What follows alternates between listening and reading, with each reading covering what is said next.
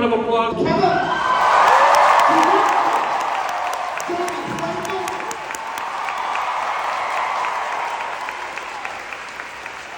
Producer Wendy Bowman and Meryl Streep is here.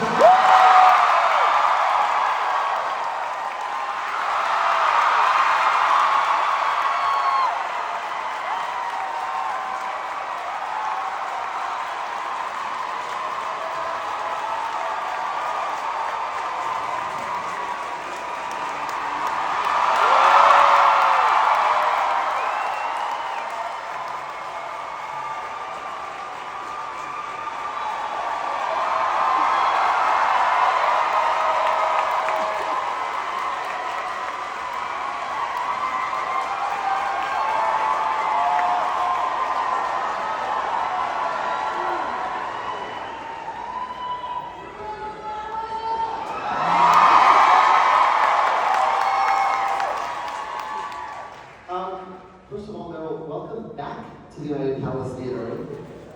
Those of you eagle-eyed fans will notice that every Broadway scene in Only Murders in the Building was shot in this theater. Thanks for coming back to town. I guess I want to start at the beginning with this movie. How did wrote the book, and I have to admit I've never read the book.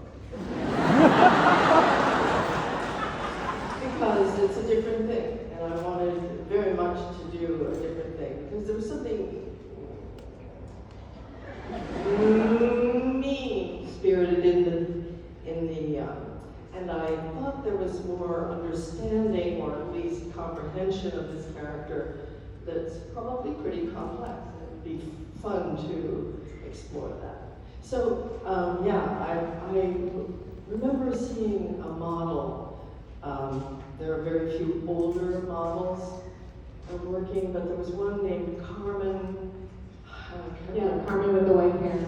Carmen with white hair, but it's not her last I name. think Diorio. I think her last name is Diorio. you with the big, Yeah, the good that's hair? it.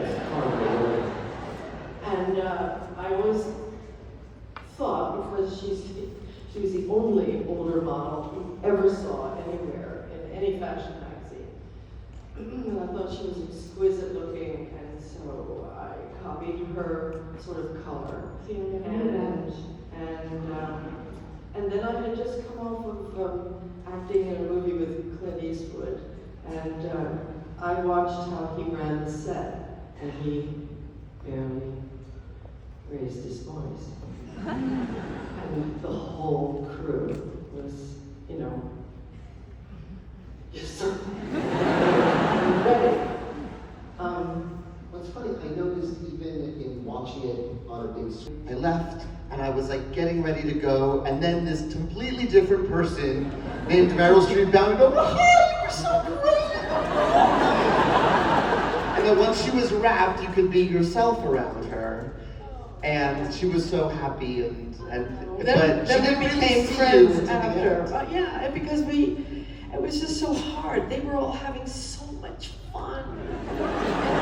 Stanley, he's entertaining the girls. Oh, Stanley was he was just out of control. He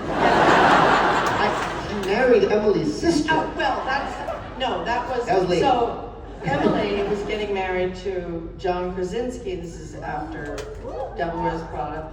And they got married at, oh my God, the name dropping, George Clooney's house. And on Lake Como. And he fell in love with her sister that night. I saw it. And they got married, and they were very happy. And back to you on set. Yeah.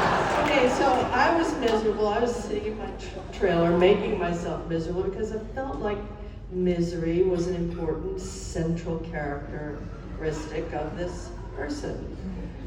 And as I watched the film this time, I have to say that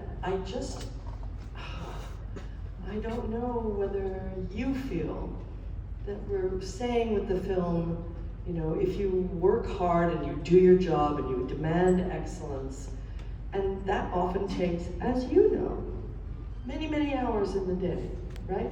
and you don't get home, and you don't pay attention to all the things you should pay attention to.